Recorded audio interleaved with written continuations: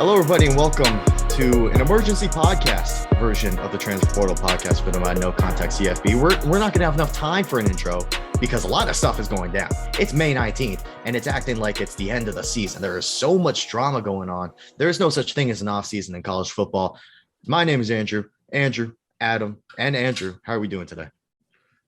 We were only here 2 days ago talking about how there was nothing, and now it's like we got everything. And this is, I don't know anything about the Kardashians, but I feel like that this is the Kardashian type reality TV drama that we've been waiting for this offseason.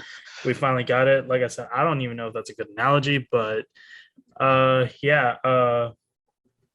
never thought I would defend Jimbo Fisher the way I'm about to, but here we are. Yeah, I mean, what a day to start off the last 100 days to college football. That's what I'm thinking. But it's gonna be, I think it's gonna be funny. I got my wine, and I'm ready to watch it all unfold. Honestly, You're drinking wine in a bourbon glass? that's all I got, man. Gotta work what you got. Some people keep up with the Kardashians. We're keeping up with the SEC head coach drama. Let's just go straight into it. Nick Saban versus Jimbo Fisher with a little bit of Deion Sanders in there. Nick Saban made some comments about the NIL that kind of personally went after Jimbo Fisher, talking about how A&M essentially bought all of their recruits. Whether that's completely true or not, we don't know because we're not in A&M's recruiting department. I wanted to get your guys' opinion on, was Saban out of line with these comments? We'll start with Adam. Absolutely. When I read it, the first thing I thought was, it seemed like that's not something he would say on ESPN or CBS Sports. It seemed like he was in a room with people that his boosters. I think that's what it was. He was talking with his boosters, and he was just relaxed. He was leaned back. He was trying to get some money, so he's trying to make a point, saying this is what this school's doing. This is what we need to do too. But it's just, it's just tacky. It's not something you can say. Just painted Texas A&M in a bad light. Normally, I'm all for painting Texas A&M in a bad light, but how he did it, it seemed tacky. And if they were doing it, who cares? It was legal, so at least they waited until it was legal to do it, unlike some other schools. Andrew? I think this is the most vulnerable we've seen Nick Saban in a long time, hasn't it? Like, for one, how long has it been since we've seen Saban look like the little man? Because that's exactly what he is right now. He's displayed the personality of a little man. When was the last time that he's had said something that just seems so little validity to it? Like, any random person. He's complained before. He complained about the spread offense, the transfer portal. He complains a lot anytime things change. Granted, they adapt, but when it first came out, he was kind of defending NIL to an extent. He kind of said it was a good opportunity for players, but now all of a sudden it's a bad thing. Now all of a sudden, now that it's going against his way, now that it's not going the way towards his agenda. And everything that Jimbo said about him being praised as a god or him as the czar of college football, however we want to do it, I think there's a lot of validity to that. I feel like every fan base kind of like has the opinion as terms of like, we got to control NIL and this pandering and all that. But when you got a guy like Nick Saban who has absolutely utilized the transfer portal and then complaining about NIL, my main thing is, what proof is there that A&M's using NIL to bring in all these players? There's really none to it. As far as I know, there's no corporation based in College Station that can pay, recruits out the bag. That's the first thing. Like whenever we first think of NIL, we're thinking like, okay, advertising, TV commercials. Guys, I've been to College Station a few times. There ain't no commercialization over there. It's just a straight college town. Are there maybe is Dixie's Chicken, paying, Connor Weigman to come to school? Look, I am not too sure about that, but I don't want to hear it from Saban. I think he's among the last coaches I would listen to in terms of that. But the fact that this is literally the weakest he's ever looked. And I think every word that Jimbo said, I think has a lot of validity to it.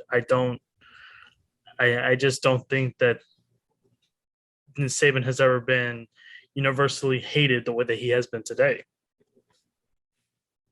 Yeah, and before I say these comments, they're going to sound like I'm 100% backing Saban. I'm not, but I do want to also give him the benefit of the doubt. He did make some comments on SiriusXM, ESPNU, talking about how he is pro NIL.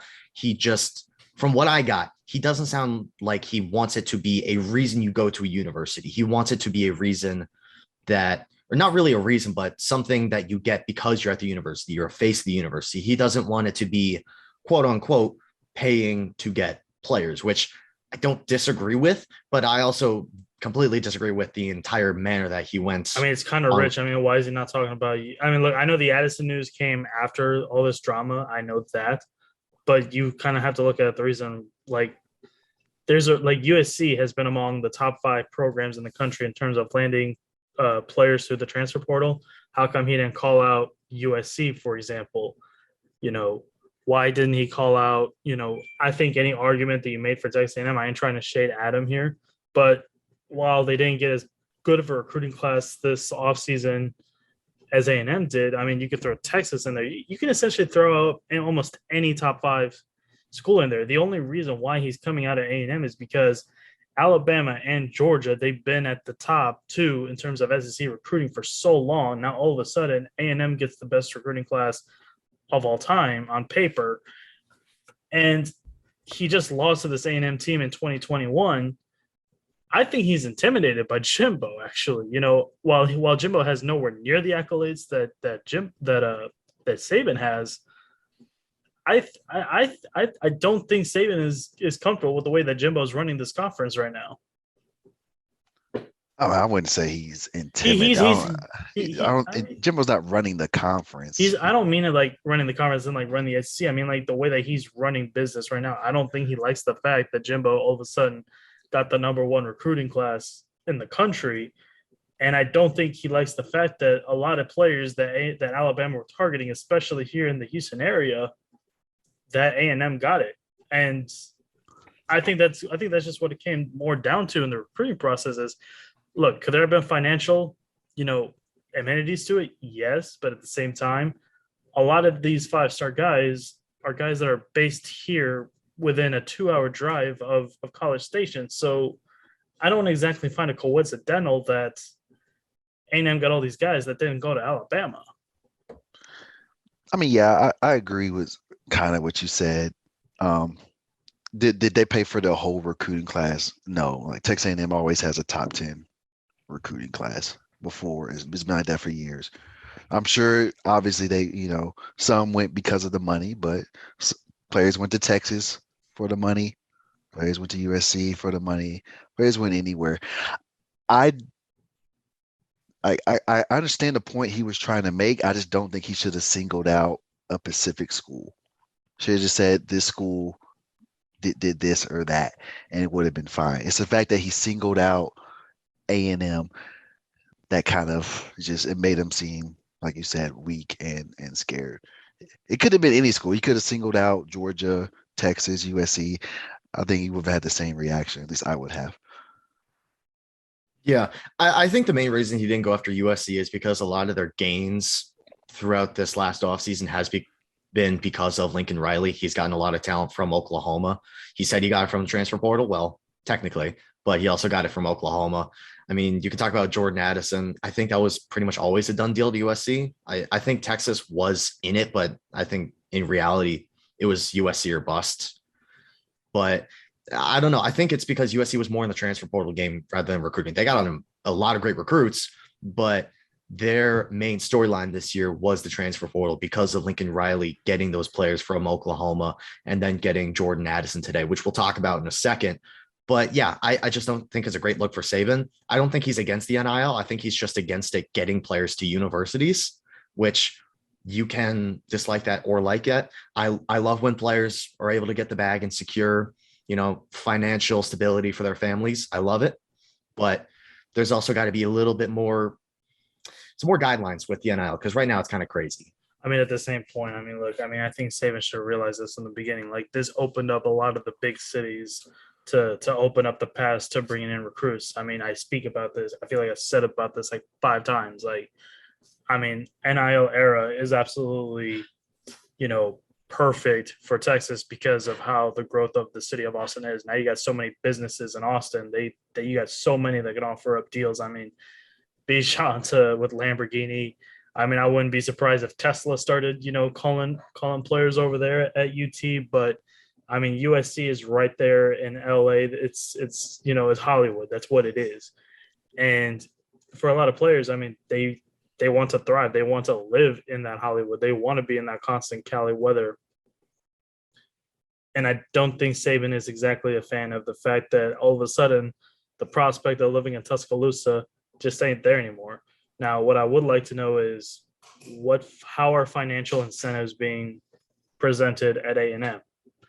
Because like I said, I don't think there's any major company that's trying to fill up, that's based in College Station. Maybe they can get a couple like Houston-based deals, but in terms of Tuscaloosa, guess what? When businesses can come calling, Alabama just all of a sudden ain't fun to go to anymore. Yeah, I mean, no, you go. I say I don't know how the NIL works. I'm sure. I mean, it's Texas A&M. They can find some money. Oh, that university they can make some money. They can make something up. As far as like them not being any businesses that were specifically openly, I guess, pay the players, but I mean, they figure that out easily. I don't think that's a really. A&M probably just gave a ton of money to like Northgate, to the Northgate bars, and be like, hey. I mean, you probably give it to some online company or something. I don't know. So you can model some brand. It can be anything. Yeah. I'm just so confused about the NIL thing, because there's obviously the idea that we have, which is like them representing a brand, like say there's a local restaurant that they're representing. That's cool. But then when you see I think the biggest news was I'm going to butcher his name. I apologize, but is it Yamaleva? The high school quarterback that got $8 million from Tennessee? Yeah. I don't know. I don't know how to say his name. $8 million. I think it was around that number. I don't know if it's confirmed or not, but that's what I heard. I think that's like, okay, slow your roll. That's no longer NIL. That's because it was just from a Tennessee collective. I mean, to be fair, I mean, when Quinn Ewers went to Ohio State, there was a lot of rumors saying that the reason why he went to Ohio State early was because, there was going to be some business in Columbus that was going to pay him $1 billion right off the bat. And that's why he left right after Christmas his senior year, and he didn't go to that's why he didn't play his senior year, was because he was focusing so much on going to Ohio State. And I remember Tom Lingenville of ESPN was like, this is such a bad decision for him because he's choosing $1 million over his high school prom. I didn't even go to my fucking high school prom, and I still don't get Neither did I. I don't even care about my high school prom. Like literally the Monday after prom, so many of my friends, they were just like, that was the biggest waste of time. And that was the biggest waste of $90. They told me that they would have rather spent that $90 on 2K. That's sad. I don't know about that, because that game sucks. I mean, this was when 2K16 came out, and that was one of the best. That was one of the best 2K games in a while. I don't know how we switched from like that was such an amazing transition. I don't know how we just go off that.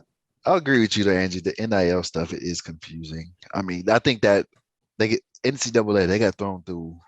I mean, they got through a nasty curveball with that Supreme Court ruling last year. That's basically told them what y'all are doing is illegal. Stop it. So they stopped it, and now all the wheels are falling off. So I'm sure they have some guidelines.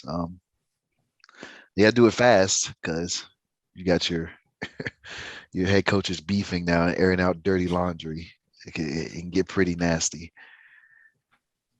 Yeah, this is not the greatest thing, but it's great content, which we love. Great. We love when the head chaos. Coaches.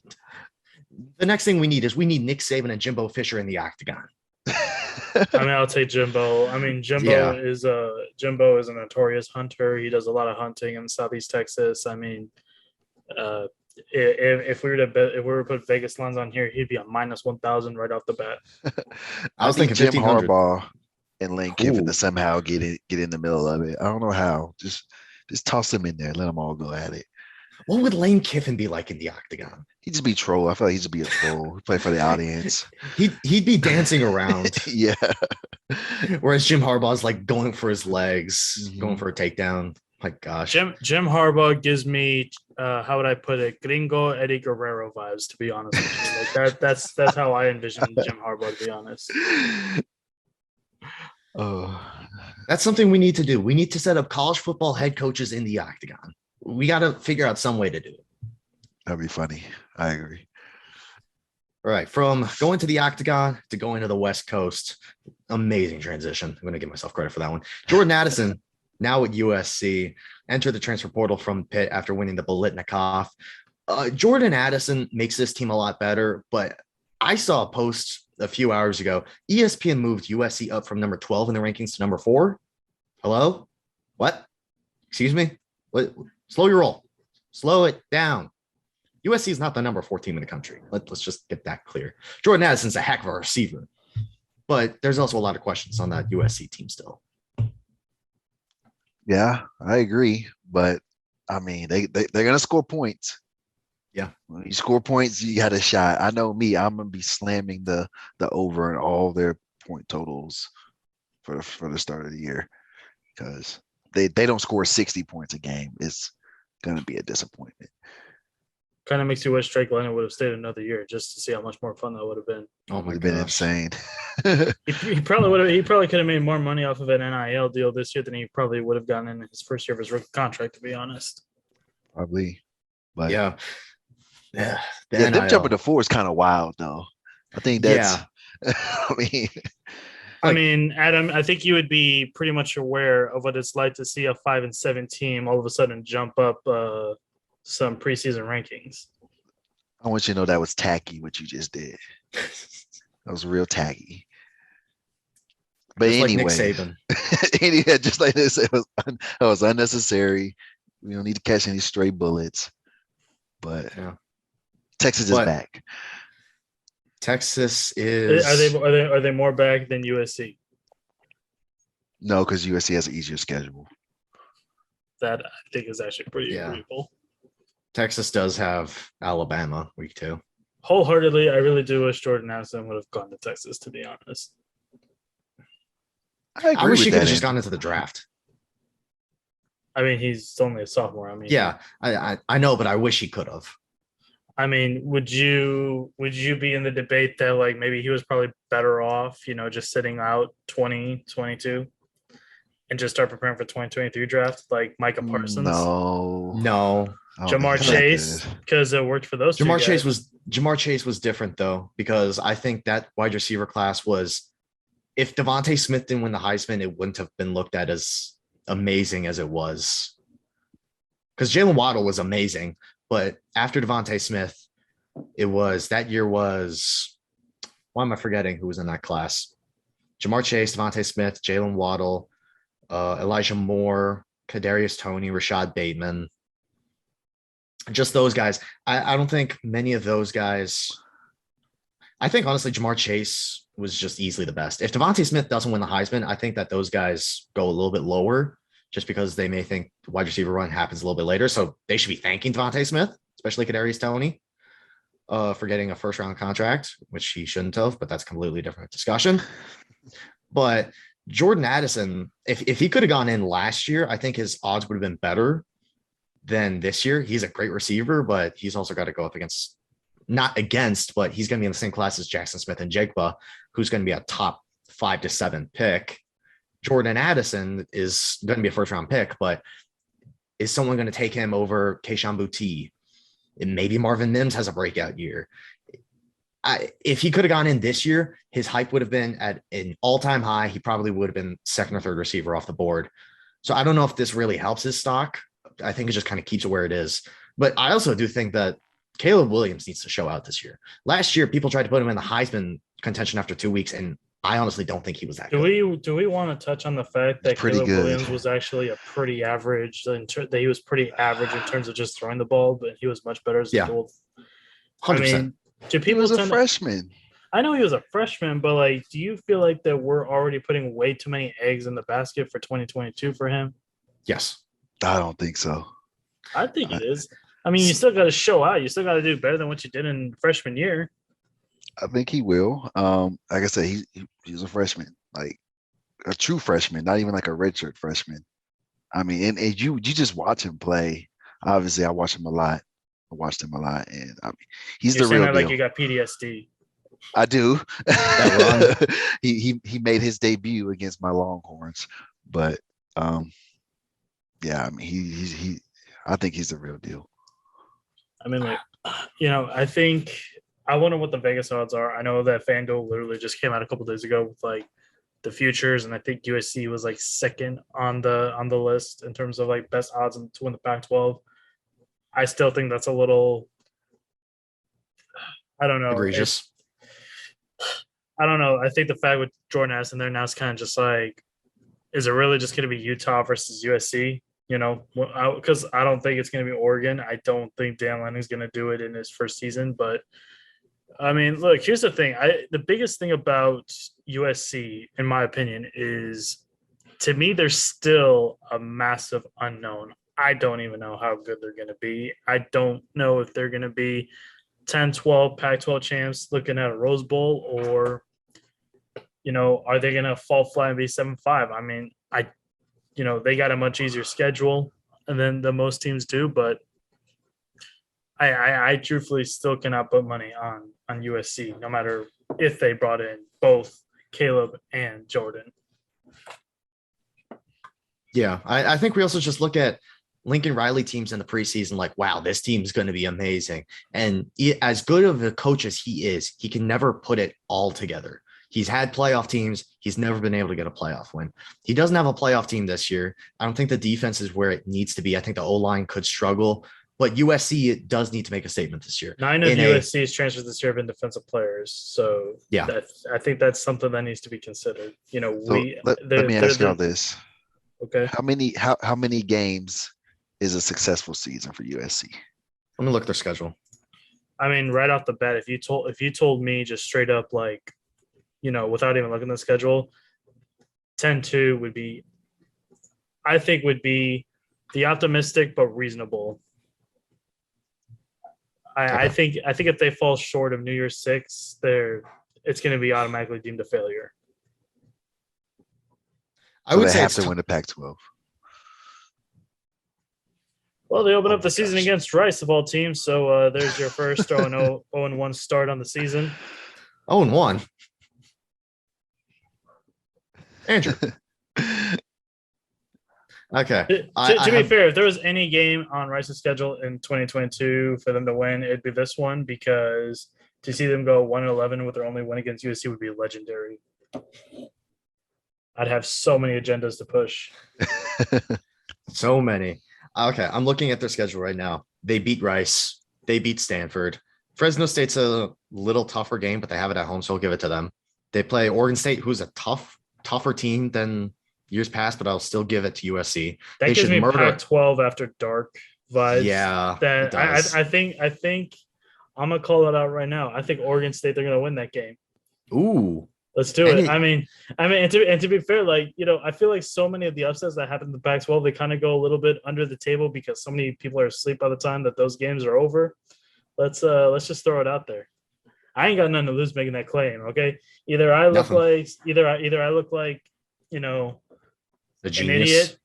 I'm either gonna look like an idiot that just made an outlandish claim, or I'm gonna be an absolute genius within like 5 months. So I'm okay with either way that this goes. I gotta see if FanDuel put out this money line. I'll drive to Louisiana right now and put up this bet.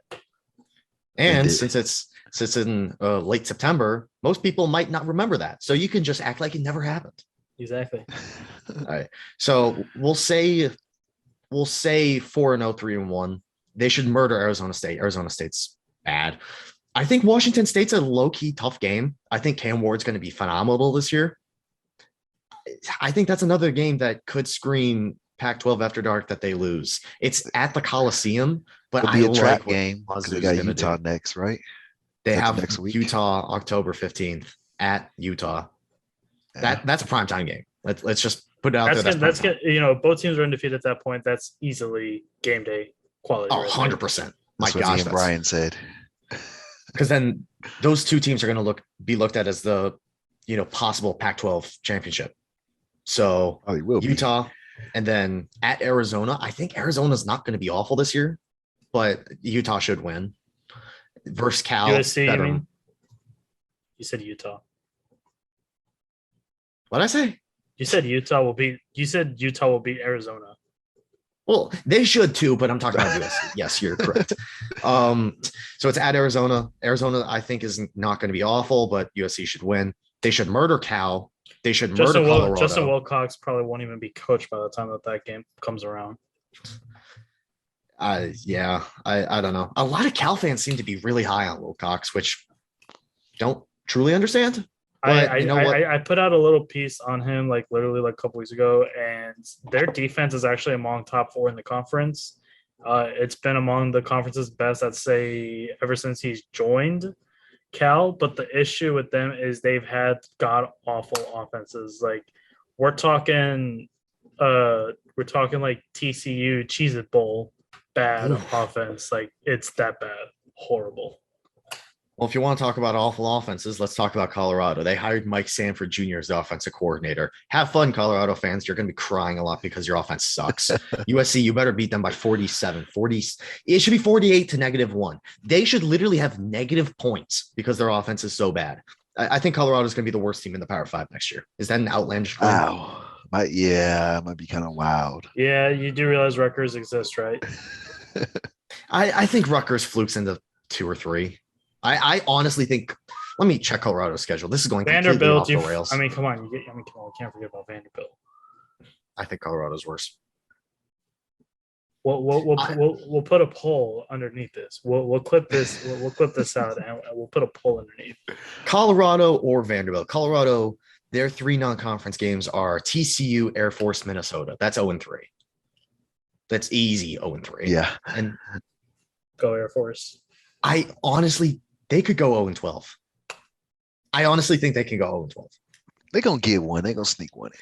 Who are they going to beat? UCLA, Arizona, Cal, Oregon State, Arizona State, Oregon, USC, They could be Arizona State. 1-11 still not good. You literally just got done 2 minutes ago talking about just how bad Arizona State's going to be, and now you're trying to somewhat defend them. Make up your mind, Wilson. I'm making up my mind. Arizona State's going to suck, but Colorado's going to be awful. I think Colorado 0-12, Arizona State might get 2 or 3 wins. Okay, back to this USC schedule. They play UCLA at the Rose Bowl. We're gonna troll Blunt so hard that day. Oh my gosh. No, I know one of Liam's friends that's a USC fan. Oh my gosh, if USC wins that game, he is going to be off social media for 3 days. And then USC finishes at the Coliseum against Notre Dame. That's going to be a fun game if Notre Dame's good. That could be for a playoff. Wholeheartedly looking because Notre Dame, they are going to be returning a lot of starters this season. So shout out to them. First glance, I mean, I think our red flag games to start off are first off Rice. I'm just kidding. I think we're giving Oregon State that Pac-12 after dark. Nightmares. I think one of those teams are going to be celebrating. It's the Oregon Stanford. It's the Oregon Stanford. Washington State. We'll see. We'll really see about and the at Utah. I think in terms of just first glance, I think the at Utah game. I think that's the first game that I look at. I'm just I think USC is going to lose that one. Yeah, I think that's the only game they'd be the underdogs, starting out in. No, depends on Notre Dame. Vegas, they like narratives. They'll push narratives on teams that are high up. I think right now, I don't know. They should not have released the line yet, but I think right now they probably go into that game with. Utah's going to be undefeated. Utah doesn't have Caleb Williams. That's no disrespect to Cameron Rising, but I think if we just know Vegas, they just know a lot of money is going to be bet on USC to win that game. So I think that's why they're going to put it in USC's favor. Whether if that actually means Utah wins, we'll see. But Vegas, they know what they're doing with lines. You talk to any bookie, they'll tell you like the lines are always BS. They're the lines are based on what Vegas thinks where the money's going to go, rather than what they actually think is going to happen. Yeah, that's why we always lose. That is true. We're always right. It's just Vegas wants us to be wrong. That's a perfect way to look at it. You can't be wrong, but Vegas can make you wrong. I think if you told USC fans right now that they're going 11-1 in 2022, you absolutely take it and you don't even look back. Whether what that means in the Pac-12 title game shouldn't matter. Just take the 11-1. That's probably your best season since 2011, and you weren't even bowl eligible that year. I'm gonna see if I think they were 10-12 actually that season. Now that I think I'm gonna see if there's a live win total for them, because it has to be like 9.5. 9.5, I'd assume. Let me see. Pulling up this app. If I can find where college football is, that'd be nice. NCAA football. But yeah, I would have to assume it's 9.5. I think you can chalk in Utah as a loss, and then you have to assume that there's going to be. I think they err on the side of caution with Notre Dame, and I think that they assume there's one upset. So let me scroll down to USC. Would it be USC? USC is 8.5. 8.5. Oh, but the over is -200. So okay. You essentially have to bet double what you normally would to get your unit back. Excluding bowl games and playoff. Excluding bowl games, does that include Pac-12 title game though? Yes, it does. It's regular season wins only. Okay, well so that makes sense. Yeah. If you think they lose 4 games, then the under at +155, my gosh, it's beautiful, but I don't see 4 losses on this schedule. You're bold if you do that. Can't lose doesn't get hurt. I'm actually writing a piece on SEC East teams and their win totals. Florida is currently at 6.5. Oh my gosh. And I just saw them. I was just like, you do realize that they were 6-6 last season, right? Like, I mean, and they do have a first-year head coach and one of the most untalented Florida teams in a long time. Like, and they open up against the season against Utah too. Yep. So I'm looking at this, and Arizona State at 7. My gosh, I'm taking that under. Surprised you didn't look up Colorado's. Look up Colorado. 4, 5. Has to be 0. 5. Colorado's is 3.5, and the under is -175. I would honestly take that under. I don't see 3 wins on that schedule. Let alone 4. Yeah. All right, guys. Thank you very much for listening and watching this episode. We clearly love talking gambling because I miss gambling. I miss the books taking my money. It's theft at this point, more like the gas prices. But guys, you make sure you guys like, subscribe, comment, tell us your win totals for USC. What games do they lose? And also come back here in September to praise me. Call me the czar of predictions for when Oregon State beats USC. All right, there you go. You have a good one. Peace.